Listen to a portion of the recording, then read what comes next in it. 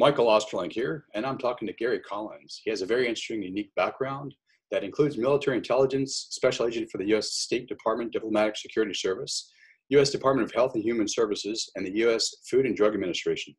Collins' background and expert knowledge brings a much-needed perspective to today's areas of simple living, health, nutrition, entrepreneurship, self-help, and being more self-reliant. He holds an A.S. degree in exercise science, B.S. in criminal justice, and an MS in forensic science. He is the author of a multitude of books, but today we're going to be talking about this particular book, The Simple Life Guide to Decluttering Your Life, how-to book of doing more with less and focusing on the things that matter. How you doing, Gary? I've finally got my own copy. Excellent. Is it a good book? Did you read it? Did you enjoy it? I read it. I wrote a stellar review, sent the guy an email. It worked out well. So Nice. Well, yeah. It is an excellent book. I'm not surprised you gave it a thumbs up when you did your review. I'm a little biased, yeah. Just slightly.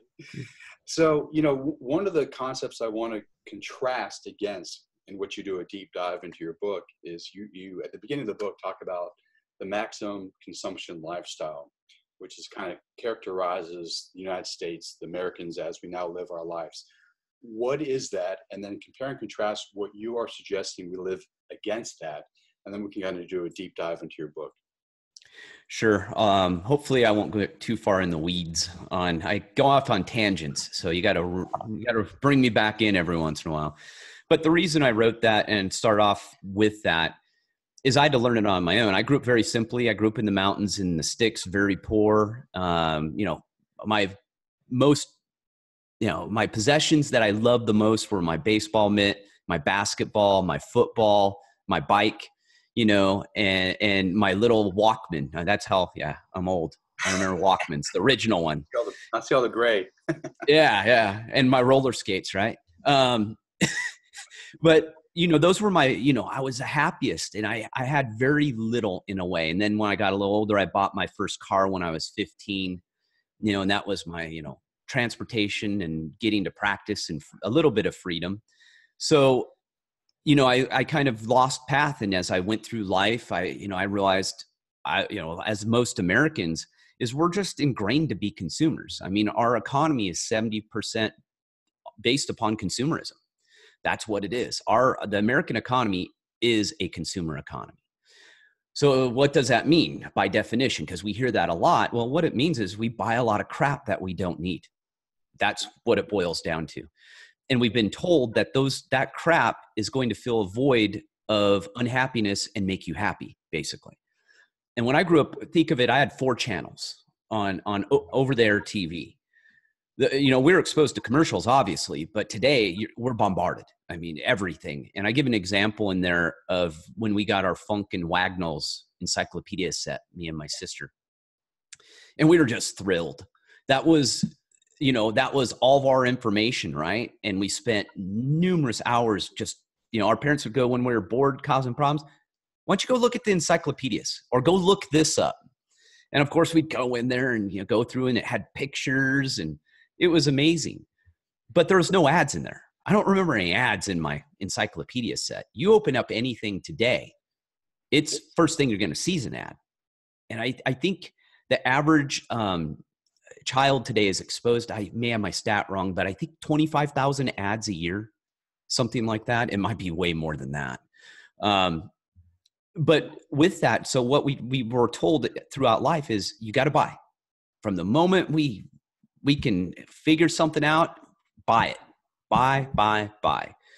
And what I learned, I went through life doing that too. I had gotten in a little over my skis, not financially too bad, but I definitely hit some times where I was like, what the heck am I doing? And we discussed, me and you were talking yesterday or the day before about me and spending all this time on silverware, because I just recently had to buy some silverware for this house. It was like 10 pieces of silverware and I bought them individually. It was one of those, I grouped a small set together.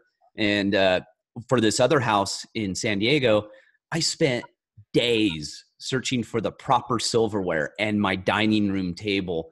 And I ate at that dining room table 4 or 5 times the entire time I owned it. And that when I bought this silverware this week, it brought back all these memories. I remember touching it, it just pulling it out of the little bins, and it just all of a sudden that flooded back to me of the last time I bought silverware, how much time and effort I put into it. And it was expensive. I think the set, 150, 200 bucks, I want to say. Not surprised. Yeah. Stupid, right? But that's kind of an example of what we're taught, right? It's, you got to keep buying these shiny objects. And it's no secret today that this is not working. Ultimate consumerism is not working. We're the worst health we've ever been in. We're depressed. Yeah. We suffer from anxiety, improper sleep. We're just not happy. And so I had to self-reflect and take my transition of life that I started about 10 years ago now, if not a little longer. And that's where that root of that chapter and the introduction of that came from is, the opposite side of that. And what I talk about is less is more. We've heard that a lot. It's a cliche, right? Somewhat. But it's true, because I had to go back to the things that I felt were important. So I sold everything, sold my house, took a huge loss on it, bit the bullet, had to restructure my life. It reduced my expenditures per month by 2/3. I moved into a what would be considered a teeny home today. It was a cottage in a remote part of San Diego, a more remote part, and I just got rid of everything. I sold everything. I put it on Craigslist, sold most of it in 48 hours, made about $10,000 off all this crap. And guess what was the last piece to take off? That stupid dining room table. That was the last thing I loaded up on a guy's SUV. We put it on his roof. It was I remember him driving away going, oh God. But was there a defining moment that like a light bulb went off? You're like, oh, wait, I need to think about how I'm living my life. Were there a series of moments? Was it a conversation? Like what initiated this whole shift in your consciousness around consumption and living your life, basically? Yeah, well, and people aren't familiar with me. At that point, half my life had been in the government in one form or another, between the military, law enforcement. I was even working for the city government in college as a paid intern in the district attorney's office. So I'd been working in the government for a long time. And so I think I was on the road of already kind of realizing that things just, the line I'd been sold through my life wasn't working. I just remember one of the defining moments was a meeting I had with one of my bosses, and I was looking out the window and I can hear just dot, dot, dot, dot, the usual. And I just went, what am I doing? What am I doing? Because at that point, I think I'd come to a point in my life where I went, am I making a difference? I think that was the main question. Here I am in law enforcement. I've been serving my country, doing the right thing. And I don't regret it for a second. Don't get me wrong. But I just kind of realized that, if I'm gone tomorrow, the beast ain't slowing down. Nothing's going to change. I'm just I hate to say it, but I felt like an insignificant piece in the machinery. And I just didn't feel like I was making a difference anymore. And I wasn't happy. So I was like, what do I need to do? And I'm not going to lie, it was a rough period. It was some serious self-reflection and going, what have I become? Am I happy with what I've become? Is this me? And so I had to just basically rip the Band-Aid off and start life anew, is the best way to put it. And what I did is I reflected upon my childhood, growing up poor, growing up remotely, not having a whole lot of stuff. But I don't remember, being truly unhappy or anything. I grew up rough. It wasn't an easy life, but we all did. We didn't know any different. We were all poor in a small town. Some were poorer than others. That's just the way it was. And I kind of got back to the roots of that, of that kind of lifestyle. And I'd been wanting to build a house remotely, and off the grid was a goal. And I'd had it this is before the TV programs, and it became, I had the plan, and it just kind of spurred everything along. And I left the government and had, like I said, had to do this kind of life metamorphosis and change directions. And that's what I write about.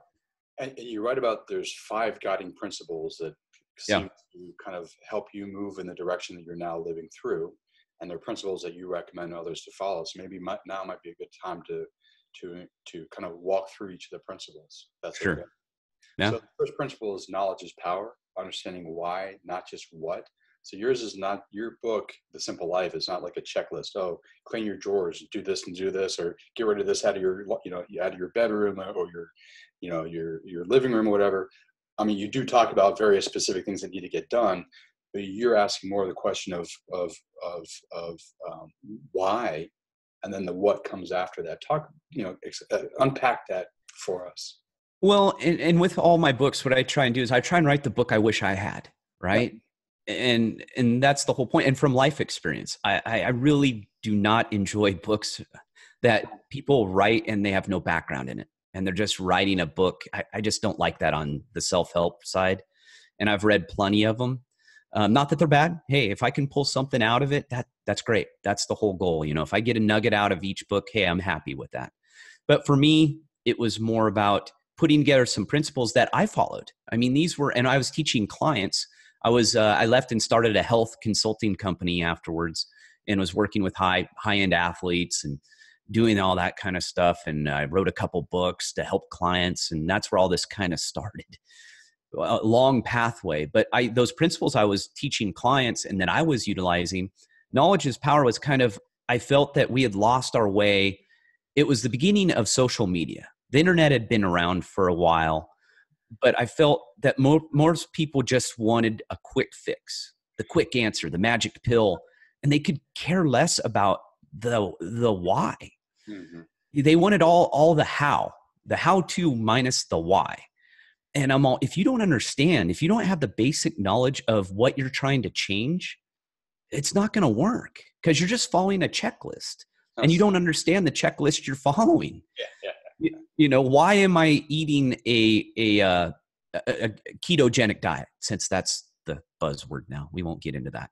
But you know what I mean? If you don't know why, you're going to apply it incorrectly, first of all, because you're not going to understand the concept and why it works. To me, the whys are the most important part. Anyone can give you a checklist.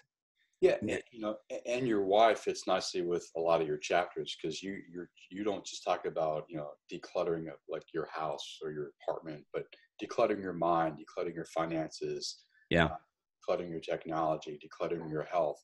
So your why is like a larger context. It's not just a why for a particular like room in your house. It's like a why for your whole life. And that's where my books come from. It's about changing your life. And not that trust me, not that I am a life clairvoyant by any stretch.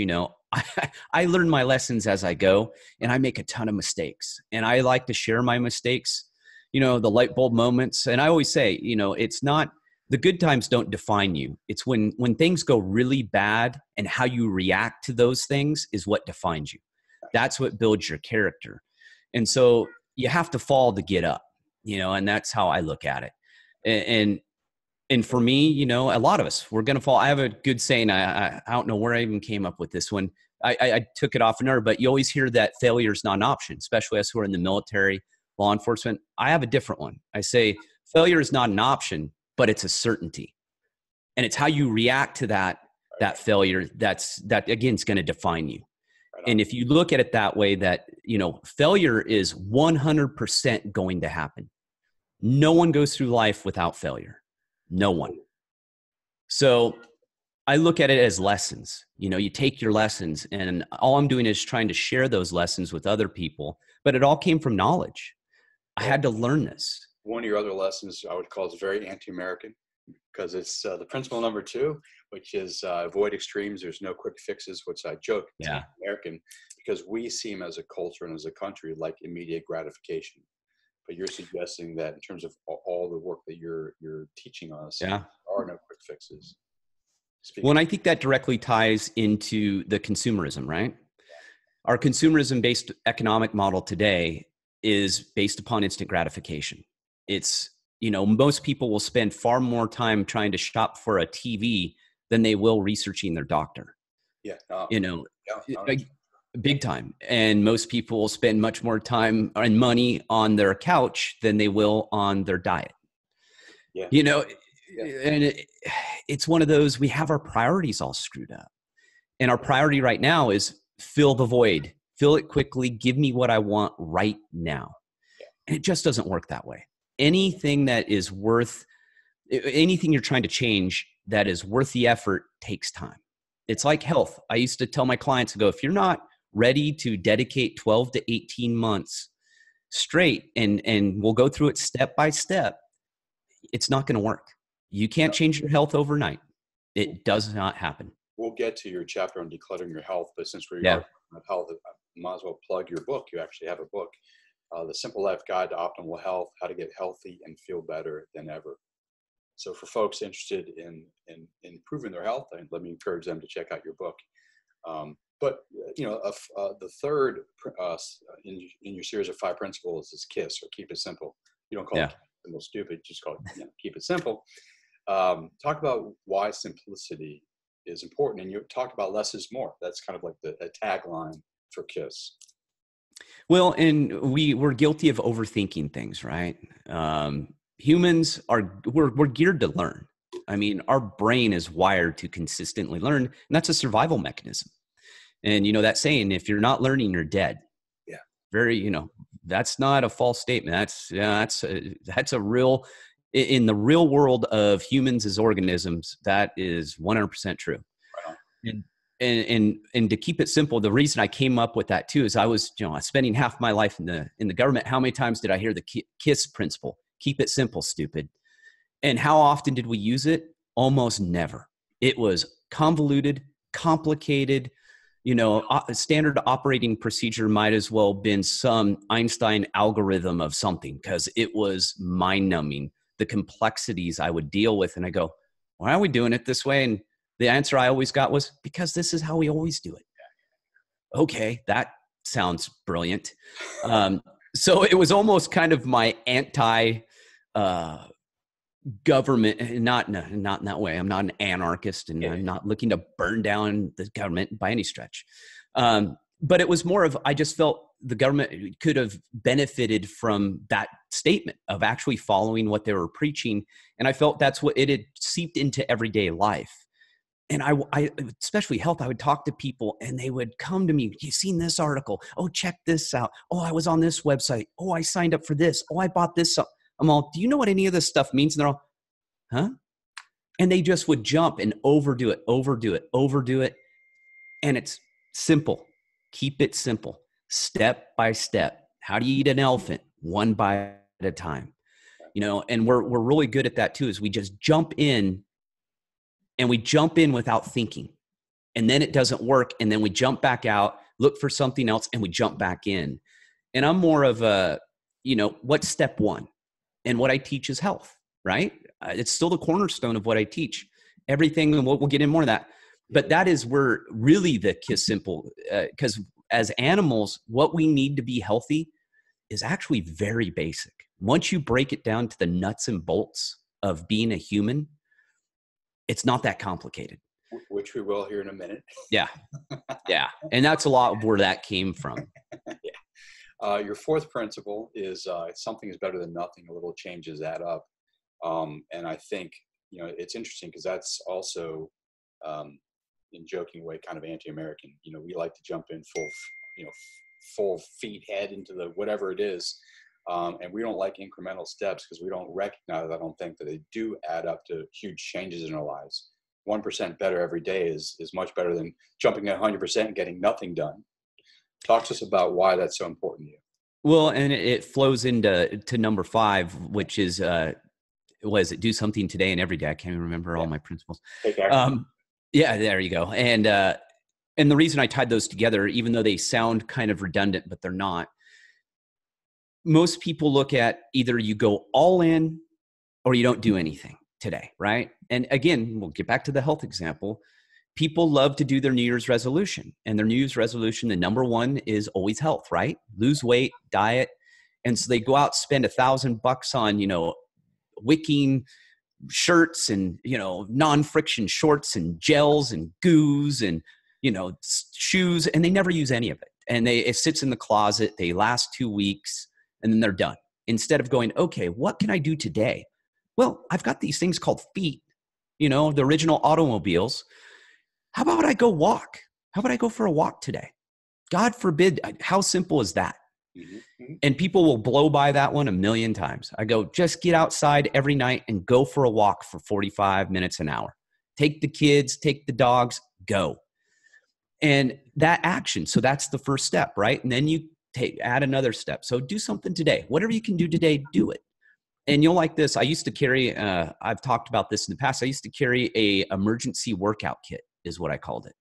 In the government, I would carry it in the back of my government car because I'd be out surveillance. I'm in cities I would jump out my lunch break. I'd have it in the back of my car. It was a pair of running shoes, socks, shirt, and a pair of shorts. And I would go out and I could go exercise and, I would go do pull-ups, go run, do whatever. Because there's always a park around or just a neighborhood. I would jump out in neighborhoods sometimes and take off. But it was what I could do, right? And I knew that I would feel much better by doing it. Instead of making an excuse, I just put a bag in the back of my car with my gear. Yeah. So it was my gym on the go. Yeah. And I use that thing many times. So yeah, again, just what can you do today? And that, since you brought up health a few times, why don't we segue into that? You have a whole chapter on decluttering your health. And I know you use evolutionary biology as a framework to kind of look. You've already acknowledged, it's pretty simple. What do human beings need to be healthy? Speak to that.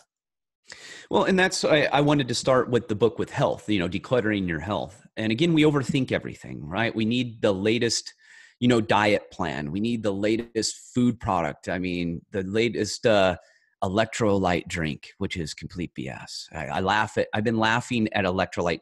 The electrolyte drink is water. That's what it's called. That's your drink. I just have always been fascinated by our food. Well, being a former food and FDA special agent, I'm not, but it's just, there's enough items in a grocery. I think there's around 48,000 items in the average grocery store today. Again, it would take you like 125 years if you bought an item a day in the average grocery store today to try them all. And I always taught my clients this, and I teach people this, take a step back. What would you have access to if you were to put yourself in the natural habitat of a human, which is outdoors? That's where we're from. We came from the ground, we'll return to the ground. You always hear me say that. That you look around, what would be your food sources? Well, you'd have to have a source of water. We always lived near water because without it, we will die very quickly. Animals, plants, nuts, seeds, and some fruits. Fruit in nature is pretty rare. It's hard to find, and it's seasonal. Right. It's seasonal. And I have wild raspberries. I go here. I have about 4 to 6 weeks where I can pick them. And me and my dog will walk, and I just eat them right off the bush. But I have basically 6 weeks where I can get them, and that's it. They're gone. So look at it that way. What would you have access to? And all the things that keep the human going are in abundance in nature for the most part. They're already there. That's it. And when you break it down to those principles, and you got to tweak it a little bit. I mean, I'm oversimplifying it. Obviously there's ratios of, protein and carbs and all that, but that's a modern thing because we never looked at, our ancestors were not counting fat calories, figuring out how many carbs they were having. Were they going low carb this week? We just ate what we could get, and we moved and exercised. There was an obesity that far as we know I'm not talking recent into modern, I'd be pre-agriculture, pre-10,000 years ago, because I always joke that a fat person is nothing but a slow, tasty snack for a predator. You didn't want to be fat. You needed to move, and you needed to have your shit together. I mean, there was no hoarding food, no hoarding items. It was a different life. So that's kind of how I break it down on the health side, is just keep it simple. Don't overthink it. So simple in terms of eating, you kind of laid out some of the things that are available in the natural environment, seeds, nuts, meats, veggies, seasonal fruits. Yeah. fitness movement? What's that? I'm How sorry. about fitness and movement, sleep? Oh, Things like again, and people are fascinated because I've held people go, "Oh, you don't do that, Gary." I've been doing my exercise plan for decades. It's changed here and there, but you'll see. There's my pull-up dip bar. This is my off-the-grid house. I've got a weight bench right there and some dial weights. I've got 40 acres of where me and my dog run. I ride my bikes. That's it. The biggest things I tell people, if you can go walk every night, dips, pull-ups, push-ups, planks, some, either crunches, some abdominal exercises, you're good. You're good. That's natural movements. Those are movements that humans would do. Lift heavy things every once in a while. Go out and do some sprinting if you can run and sprint.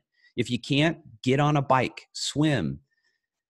I mean, we just think of the industry of all these gyrating machines that you can buy at 2 a.m. for a handy, payment plan of $99.95 for the next 35 years. That's going to sit under your bed. You don't need that. It's amazing because functional fitness, lifting, carrying, throwing, climbing, crawling, walking, running, it's pretty swimming, and this maybe some hand-to-hand combat. It's pretty simple, but actually quite complex in that if most people try to do those things, because you can't do it on a machine, you have to do them in a natural environment for the most part. A lot of people can't do that. And I'll just give myself an example. I got trained in MoveNet, Erwan's system, and they said, "Show us how you crawl." I'm like, "I can crawl." I couldn't crawl. Like I could not crawl properly. Show us how you walk, run. All these movements which I've trained my whole life doing. I could not do them correct based on anatomy, physiology, and gravity. So I'm setting myself up for a lot of injuries over time. And it's just amazing, like just learning basic functional movements, how hard it was. And yet I could do really complex martial art movements, but over time I'd probably injure myself because I was, the basics were not in place. Did you find out with some of your clients that you work with that they might be amazing athletes in their particular sport or their particular field of whatever it is, martial arts, whatever, yet they don't have the basics down? Yeah. And that's why we start with, beginner clients with walking. I always say, hey, you got to walk. You got to give me 2 weeks of walking every night before we'll even pick up any sort of weight or do anything. And if you're very overweight, we've got to get your weight in check before we're going to be doing any type of resistance training, body weight, anything. And, it's conditioning. We have to get the proper nutrition in you as well, so you can repair. We have to go over the basics, proper sleep, hydration, get some stretching in, walk.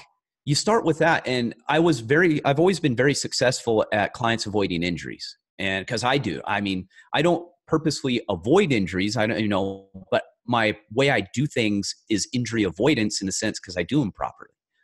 And it doesn't mean you're never going to get injured. That's just life. Yeah. It happens, but over, decades of being an athlete and training, I have a pretty good idea what's going to hurt me and what's not, and what's going to affect other clients. And that's why you always have to go to your level. And you're right. Most people, I've had clients that literally go, I don't really know. I went out and walked, and the next day I was really sore from walking. And it's because they hadn't walked over, 100 steps in years. It was from the couch to the kitchen, to the TV, to the bedroom, to the car, to the office, to the grocery store. They never walked. They walked nowhere, hardly. Yeah.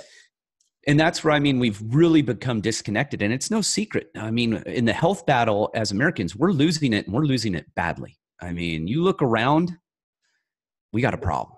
And we got a major problem. Really disturbing stats in your book in terms of the various health conditions that we now face as a country. And we are going to eat ourselves to death, basically. Well, having this overabundance of food is something very new to us. Yeah. And, that's again, out in nature, you couldn't just walk to the refrigerator at midnight and pound a pint of Haagen-Dazs. It didn't exist. So all these foods and these processed foods and having all this food in abundance is a very new thing. Like all animals, humans starved, had periods of starvation, and I guess that's a little different for me. I grew up in the mountains and grew up hunting and fishing. So I was a little more, and ranchers around me. So I was a little more in tune with animals and animal life. Not that I was an expert by any stretch, but you see that in nature. You would come upon an animal that was, emaciated, and it was because it was a rough winter. Or, there just isn't, it was a bad year for rabbits and squirrels, which the foxes and coyotes would primarily feed off of. So they would diminish. And the ones that were around looked really rough, skinny. That's nature. There's a balance to everything. And not only that, the reason I start with health is far as it's the hardest one. It's the biggest elephant in the room that we love to avoid. There was a statistic, I think, that came from the CDC, if I remember right, about they did a survey on, I think it was over 65% of Americans or 70% of Americans considered themselves healthy and in good shape. And the statistics show the complete flip side of that. Statistically, it's the opposite. But in our mind, we're all, oh, I'm healthy. And it's like, no, we're not. Not even close. But that's why I tell people, start here. It's the hardest one, and it's the one that will give you all the benefits to do all the other things I teach, all the things you want. It'll help your relationships. You feel better. You're more active, better cognitive function, better mood control. Everything is tied to your health. Everything you do in life is tied to your health. Start there, and everything else becomes much easier. Including your mind and brain. And yep. Your chapters is decluttering your mind. So why don't we segue to there? What do you mean by decluttering your mind? Well, today we're bombarded. I mean, when you look at, and I know I use this all the time, but I look at our ancestral, roots, where we came from, what we would be exposed to. We have these senses for survival. That's what they're for. Communication, survival. Today, we use them completely differently. It's bombardment by these external sources that the human body just doesn't know how to process. So instead of, normal stimuli for a human being is being exposed to nature, looking around, being alert. There's predators, interaction, with other people, which would have been far less. Our communities would have been traditionally 150 or less, traditionally 50 or less. They'd be small communities. So your interaction was very different with other people. Now we have traffic, we have billboards, we have computers, we have cell phones, your alarm clock, everything. It's nonstop stimulation all the time. Well, that overwhelms us. So you have to turn off the noise, is what I call it. You have to back away and go, okay, what is important? What do I need to focus on? Not what does everyone want me to focus on? What do I need to focus on that's going to make my life better? And that's why I brought up meditation, which is, been kind of, mindfulness. It's been kind of a hot topic.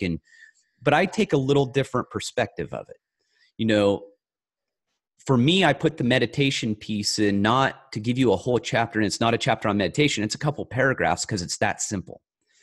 I have my meditation technique is 10 breaths in my nose, out my mouth, 10 breaths in my mouth, out my nose, eyes closed, quiet, done. That's it. And it completely erases the slate. I'm calmer.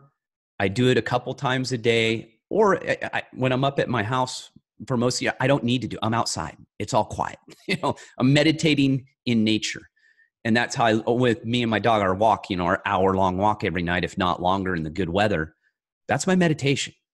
And so it's calming everything down. And I give an example too of people who don't understand. For me, 7 months of my year, because I don't live here all year long, but is a calming effect. I mean, when I get up here, I lose track of days. I don't have a work schedule. I don't work a work week like everyone else. I don't do a 9 to 5 Monday through Friday. I work the days I need to work. I work on my own schedule. And one thing that I'm going to write a chapter on this, actually a blog post in another book, is I'm losing my mind and I like it. And it's a play on words a little bit, but it's because what I'm noticing as I've progressed and I live in the moment and I'm forward thinking, and this has taken a lot of work on my part to do this. This is not, trust me, I'm no genius at this. I've been working and failing for years. And I figured it out as I look forward to things now. Like I'm moving forward, I'm planning forward. I'm not looking back and going, oh God, this, that, worrying about this. Oh God, Donald Trump said this, or President Obama did this. Who cares? How does it affect me? It doesn't. I just look forward. What do I need to do to make my life better, happier, provide my services to people? I notice I forget things. And you would go, well, that sounds bad. No, no, no, no. I'm forgetting because I'm only living forward. I'm worried about the future and planning for things to be the way, better and live the life I want. The things in the past are done. They're gone. The lessons still stay, but everything else is just taking up space, if that makes sense. Yeah. The things, we tend to look back at things and kind of stress out about them, right? Oh, I wish I would have said this. It's done. It's done. It's over. You can't change it. You just got to change what you do moving forward. That's it. Would you ever, though, recapitulate something you did just to pick out the lesson so you can learn the lesson to move forward with? Well, that's what I mean. The lessons stay. That's what I've noticed. It's weird. The human mind is the most amazing thing that we know in our universe right now. We're just starting to understand it. Reality is a concept. We don't understand reality. It's a concept, but we don't understand how it works. What gives a human consciousness? We don't know. What makes me alive? I don't know. All I know is I'm here, and I'm here for a time that I don't even know. Yeah. There's no set time. I'm here. I'm living in the now. I got to figure it out, right? So the lessons stay. That's the very interesting, but think about that. That's a survival mechanism. We call it imprinting. There's a couple of different terms for imprinting, how it's defined and used.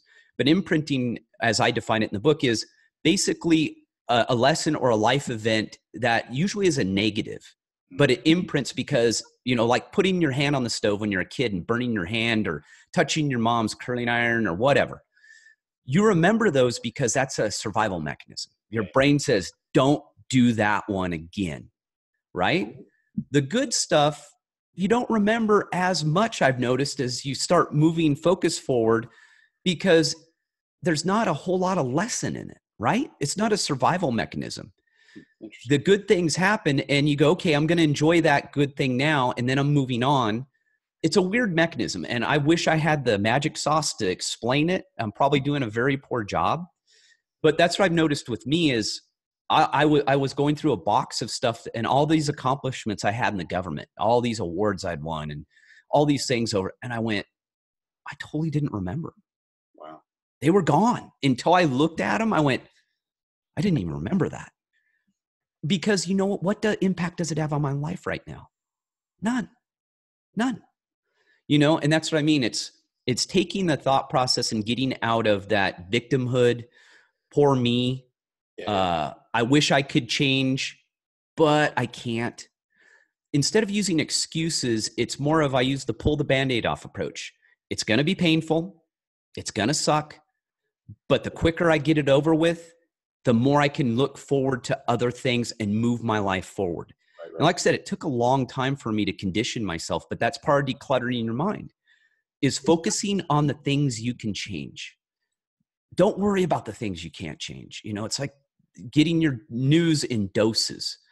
I used to be a news radio talk junkie, and it drove me absolutely bonkers. I get my news in short little pieces, and it's just enough to know what's going on, because let's face it, a lot of the stuff going on in the world, and remember, we have world news now.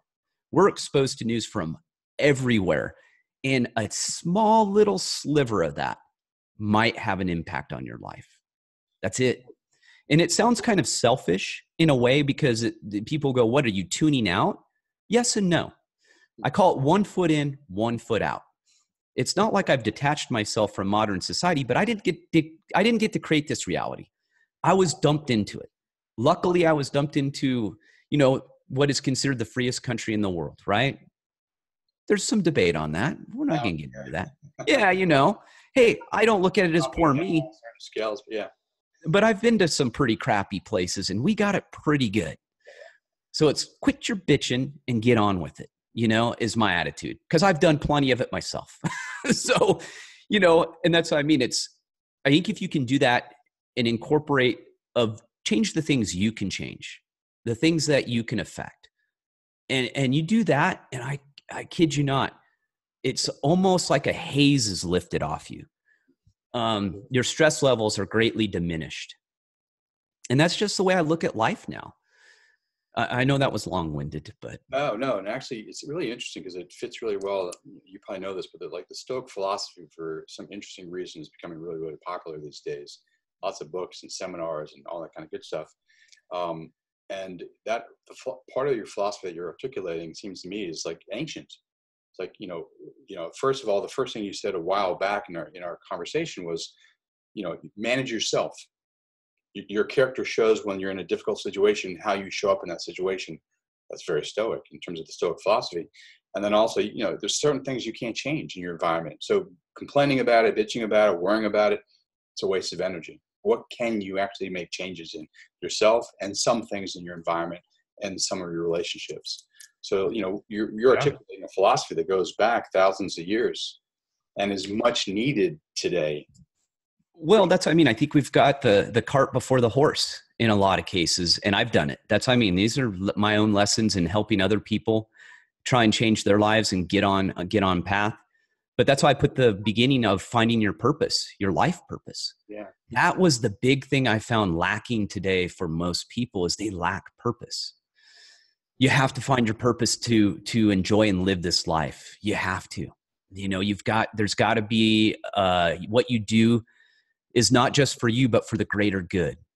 If you could do something that you didn't make money doing, what would you do?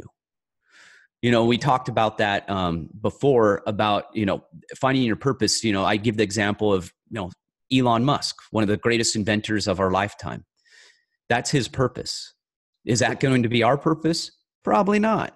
So I give the flip side of the person who's passionate about making, artisan chocolate and making his, is really into making chocolate that's better than anything out there, small batches, is always exploring old techniques and figuring it out. And people go, what the heck does that have to do with purpose? And that's what I mean. We overthink things.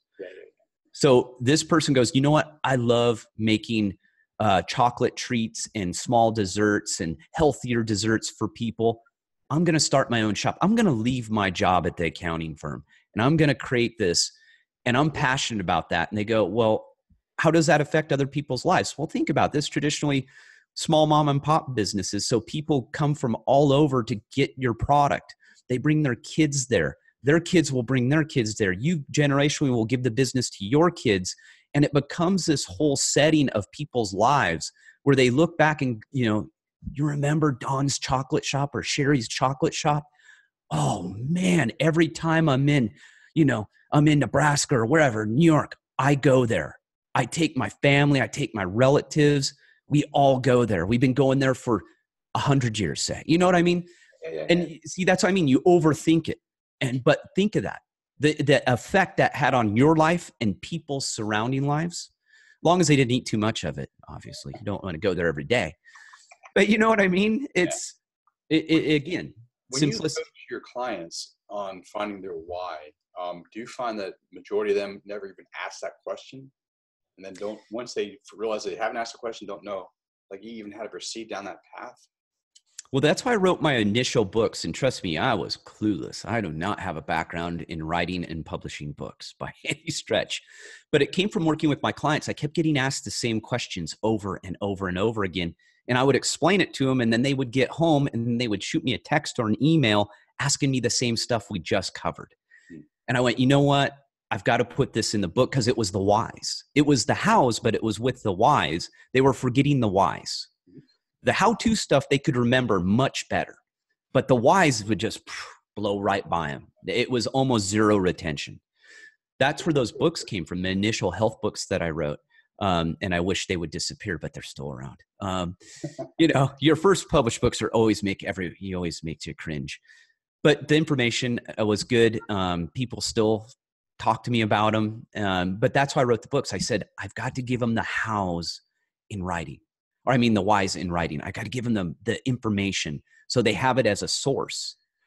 And that, you're right. That was one of the things I realized. I thought, the stuff I knew, because I dealt with it every day. I was in health, in athletics, a huge part of my life, even though I worked in the government and all that. I realized most people didn't have, just basic understanding one. I mean, you ask them, what's a carbohydrate? And they look at you and go, oh, I don't know. What's fat? I don't know. What's a calorie? And if you don't have that basic understanding of how the human body works and how it processes nutrients and calories, how are you going to change? Yeah. And you're right. A lot of the whys are lost, and they're the most important part, because the hows come from the whys. Yeah, I find a lot of folks that I work with, and I'm wondering if this is the same for you, when they start engaging with their questioning, like, why am I here? What's my purpose in life? They start reflecting back and looking at my cultural conditioning, my family of origin, all that kind of put me on a path. It wasn't my path. It wasn't something innate in me that drove me in that direction. But it's kind of the expectation of my subculture, my culture, my religion, my family of origin, whatever it is. But most people never ask that question. They just kind of flow into that lane. And they're like, they're 30, 40, 50, or 60 years old. And they're like, what? Fuck, why am I here? What am I here to accomplish? Well, and it's funny you say that, because why am I here is the lifelong of humans. I mean, that is the original question. Once humans could communicate and started, the first, drawings and the first writing, and that was the first thing. Why are we here? What is our purpose? And we have moved so far away from that. And that's why I had to, again, put the purpose, life purpose in there. Because I find most people don't even ask the, why am I here? It's more of, I need this, fulfill me now. And they've gone right past that. And I sit around and, out here, I'll stare at the stars and I'm just fascinated. And I go, there's so much out there and I don't understand even a small piece of it. But I want to. I'm always learning, and to figure out that, hey, we're floating around on this rock in some infinite kind of universe. We call it a universe. We don't even know if it's limited. It's really infinite because we don't know. There could be multiverses. It's mind blowing. The theory of relativity. Of time and space. It blows my mind. And those are the things that keep me going, because, why am I here? Will I ever have that answer? Will we? I don't know. But while I'm here, I have to have purpose. You have to fill that time with something positive. And that's why I go a little bit into money and greed. That money equals freedom, and money has been villainized. And I wish we could go back to a barter and trade system. It would be nice. But I'm a realist. I know, and I do, believe it or not, I barter and trade. I do it as much as I can. But, money equals freedom, and people go, I don't know about that one. I go, no. You're thinking greed. That's different. Money equals freedom in the sense that the more money you have, the more potential freedom you can acquire. The more freedom you have, the less money it takes to maintain that freedom. Right? If you're debt free, it takes you a lot less money to maintain that level of freedom than it was when you're loaded down with debt. Yeah. It takes far less. You have a whole chapter on decluttering your finances, which is a great kind of way, a model to think about how we might want to consider money as freedom. Yeah. Debts, and being more free in our time by having, money, but less stuff that money has to go, to buy, as an example, mortgages, cars. And that's what I mean. You want to use money as a tool. And when I defined greed is when you continue to strive for more money when you no longer need it. Yeah. That part of your life's been taken care of. And I'm fascinated by greed too. I mean, to me, the billionaires, it doesn't even compute in my mind. In my mind, I go, why would you want to be a billionaire? It's a weird thought process to me, because you've accumulated so much wealth that you and probably the rest of your generations of family could never spend that. And you hear people, well, I want my family to be taken care of. How about they figure it out on their own? Hmm. I'm just going to throw that one out there. How about they go earn it on their own and figure it out? And I'm not saying don't give, gifts and, obviously, but wouldn't that money be better placed to give it to something that's going to benefit a large group of people or help people in society instead of giving $10 billion to your family and they're going, you know what I mean? It's a weird convoluted process because we're still trying to grasp those kinds of numbers because we've never seen these types of riches and almost an income disparity in a way. And that's a whole topic for another time, which will come in the next book. Yeah. But I don't even like to focus on that either because you can go and go, oh, I hate those billionaires. Oh, but what is that going to do for you? Nothing. Nothing. You can't control it. Raise your blood pressure. Yeah, raise your blood pressure. And I just look at it in fascination and go, well, that's not for me. And people go, well, you wouldn't want to be a billionaire? I go, no, not really. There's no benefit to it for me. How is it going to benefit my life? That is far beyond my needs. That's far beyond my family's needs. To pursue that's greed. That's how I define greed, is when you pursue beyond what you need and you continue to pursue it. That is no longer a life purpose. I don't define it as a life purpose anymore. And if you were helping people, you wouldn't have billions in the bank, right? Maybe those social media owners. Maybe we, delve into that. These do-gooders who are all billionaires. Interesting. I don't know if I follow that. And that's social media. I have a chapter on there about that too, being careful with social media. Use it as a tool. I spend 15 to 30 minutes a month on social media. I mean, there may be a little more here and there or less. I do not see a real benefit for me. I don't even really use it for my business. I use it in different forms, but I do not communicate on social media to promote my business as far as me on it every single day, pounding away. I don't. It's just, I decided a year ago that I didn't like it. I didn't like the feelings I got from it.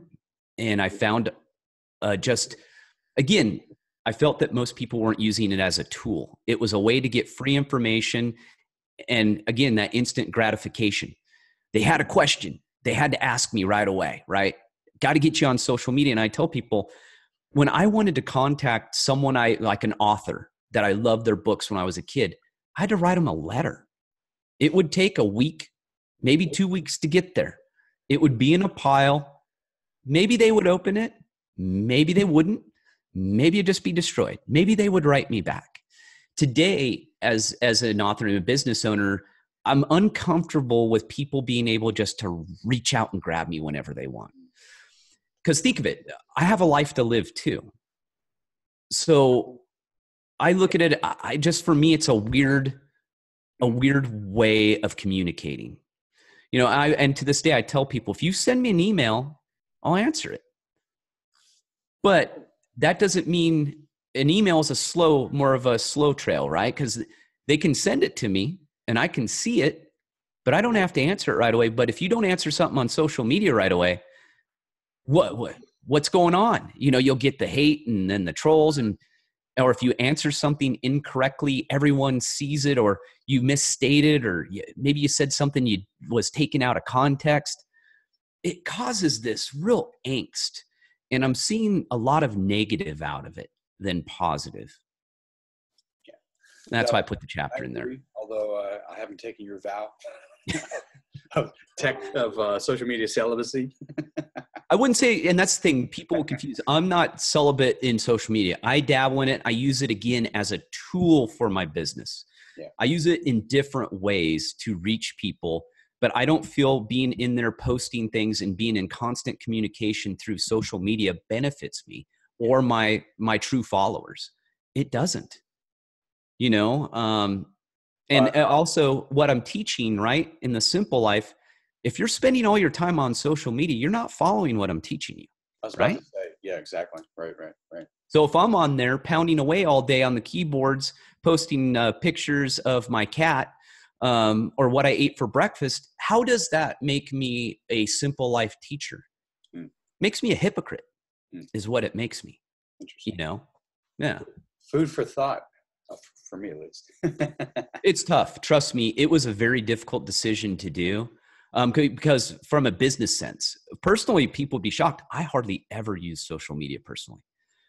All my friends, man, we've known each other for a long. I got friends from when we were babysat together. We still talk to each other all the time. That's cool. I was real lucky. I have a very, very good circle, and that's why I talked about I had a chapter on your social circles. Yeah, you do. And the importance of friendships and relationships. And for me, my friendships aren't fleeting.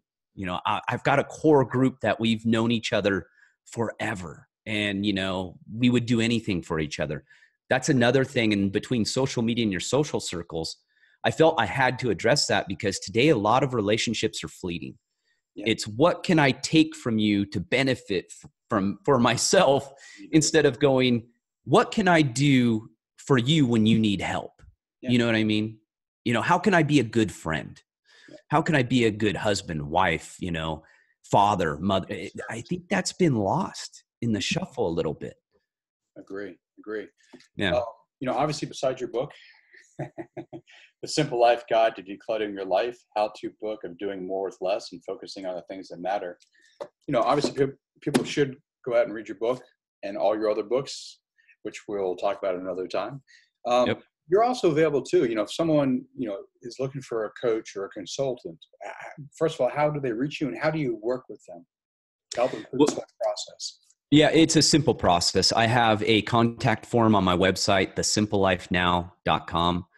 You fill out, I have instructions in there. You just fill out, you ask, I obviously consult on many different aspects: living off the grid, RV living, health, entrepreneurship, writing.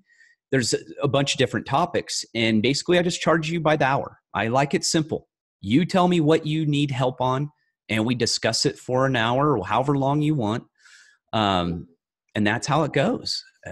I think, again, we've made, there's no super long checklists and surveys and, how I capture your data. And no, it's very one-on-one. It's, you tell me what the issue is, we discuss it, and I'll turn it down too. If I don't have knowledge in what I ain't gonna BS you. It's got to be a topic that obviously I know about and I write about. A man of integrity. And since we're talking about other of your books, let me just, you did mention this. That's the new Off the Grid book. Yeah. Yeah. Which you and I will actually have a discussion at a later date to talk about. So if folks are interested in RV life, living off the grid, decluttering their life in multiple of ways, mind, technology, finances, health, they can go on your website, they can contact you, and they can set up a one-on-one coaching session, or depending on how it unfolds, maybe a couple sessions, but through your website. Your website, one more time, is thesimplelifenow.com. Remember the now. If you end up thesimplelife.com, you'll probably end up on Nicole Richie's and Paris Hilton's maybe DVD set or something. I don't know. But yeah, I remember that. Or, it's in my books too. I have my website listed in my books. So yeah, it's the best way to find my stuff in Amazon. All my books are sold worldwide, and they're sold on Amazon. So awesome. Well, Gary, great to talk to you.